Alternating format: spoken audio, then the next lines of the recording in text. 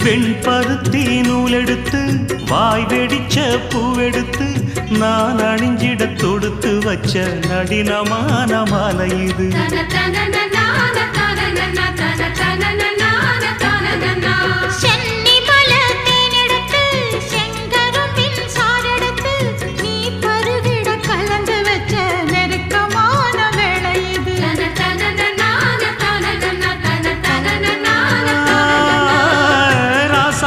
உடம்பிருக்கும் ரவிக்க துணி நானாக அன்னாடம் சூடி கொள்ள ஆசை வச்சாகாதா.